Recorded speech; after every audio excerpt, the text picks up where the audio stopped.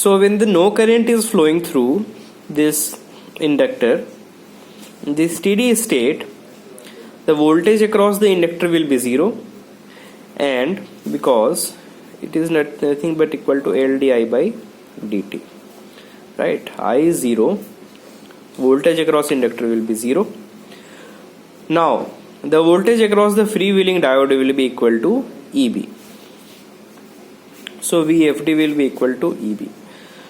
Now if I draw the plot of freewheeling diode versus time, voltage across freewheeling diode versus time, VFD versus T, what I will get is that from time 0 to TR, the voltage is Vs. From TR to TR plus TF, the voltage is nothing but 0. And from TR plus TF to TR plus TF plus T naught, the voltage is EB. Okay, this is EB, this is Vs.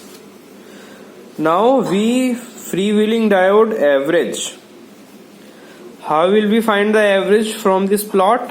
Nothing but the area divided by the total time period. So the total time period is TR plus TF plus T naught. Okay, from here to here. And my area will be the area contained under this rectangle and this rectangle. So it will be nothing but equal to Vs into TR plus this will be EB into what is this period? This is T naught. So this will be my average voltage across the freewheeling diode, right? So now let me see what have they given in the option. So see, this option will be correct, C, which is same as what we have found. So this is how we will approach the problem. To find the voltage across the freewheeling diode, we will draw the plot of voltage across freewheeling diode versus time, and then from that plot we can easily find the average voltage across freewheeling diode, because it will be nothing but the area contained under that plot upon the total time period.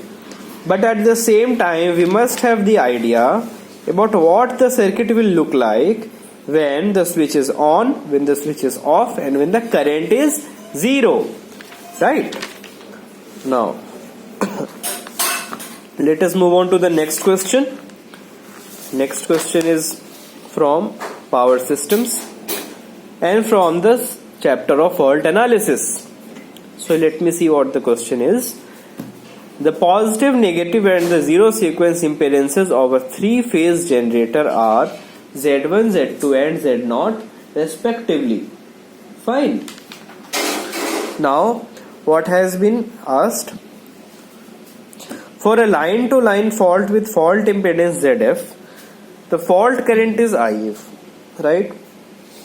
IF1 is equal to KIF. Now what is IF here? Where IF is the fault current with zero fault impedance. The relation between ZF and K is, okay. So see, what happens if I draw the sequence network during line to line fault. What the sequence network is, you see, these are my two reference buses, okay. This is my pre-fault voltage E, is also the induced voltage positive sequence.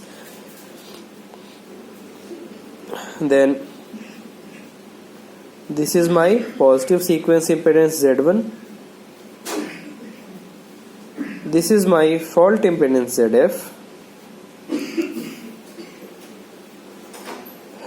This is my negative sequence impedance Z2. Okay, let me complete the circuit by joining these two reference buses. This is a reference bus. So this is what my sequence network will look like in case of a line to line fault. Okay. So now let us go ahead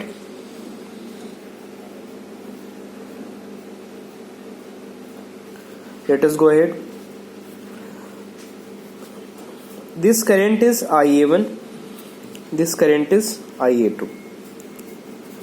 Okay, this is my negative sequence current, this is my positive sequence current IA1. So tell me what I can say from this figure about the positive sequence current. It will be equal to IA1 is equal to minus IA2 because the directions are different, opposite. IA1 equal to minus IA2 is equal to EA upon Z1 plus Z2. I can say like that. Okay, Z1 plus Z2 plus ZF plus ZF, Z1 plus Z2 plus ZF. Okay, now the question is saying, and also the fault current IF. Okay, in this case it is saying that the fault current considering the fault impedance is IF1. So let me say IF1. The fault current is given by root 3 IA1. This is the magnitude of the fault current, right? It is given by root 3 IA1. In phasor form, what we do? We simply show it as minus 90 degree, at an angle of minus 90 degree. Okay. But in magnitude, I am only talking about magnitude here. So it will be root 3 IA1. Okay. Root 3 IA1 is equal to root 3 into EA upon Z1 plus Z2 plus ZF. Okay. Now what is IF as per the question? IF is nothing but the fault current with zero fault impedance, means ZF has to be 0. So I can also write, okay, let me write in the next page. I can also write IF is equal to EA upon Z1 plus Z2 because ZF is 0. Okay, root 3 also, root 3 IA1. Now question is saying that IF1 is equal to K times IF. So then we have to find the relation between ZF and K. So let us write the same whatever question is asking us. IF1 is equal to K times IF, or I can say root 3 EA upon Z1 plus Z2 plus ZF is equal to K times EA upon Z1 plus Z2, root 3 also. Okay, so from here these two terms will be cancelled, or I can write here Z1 plus Z2 is equal to K times Z1 plus Z2 plus K times ZF. Okay, or from here I can write K times ZF is equal to transpose this term K into Z1 plus Z2 here this side. So this will be equal to Z1 plus Z2 into 1 minus K. Okay, yes, we can write it like this. Or ZF is equal to Z1 plus Z2 into 1 minus K upon K. Fine. Let me see if any option matches. The first option is only that. ZF is equal to Z1 plus Z2 1 minus K upon K. So basically what we have done? We have done nothing but simply we have drawn the sequence network. From there we have written the equation for the positive sequence current. Then we have applied that the fault current in the line to line fault is equal to root 3 IA1, which is nothing but equal to root 3 EA upon Z1 plus Z2 plus ZF. Then we have also found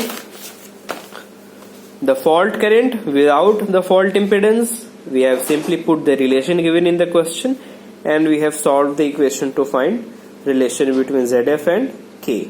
Okay.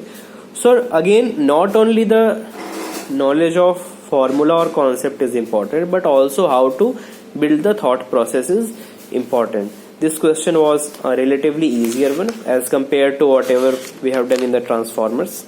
Okay, so this is how the question will be solved. Thank you.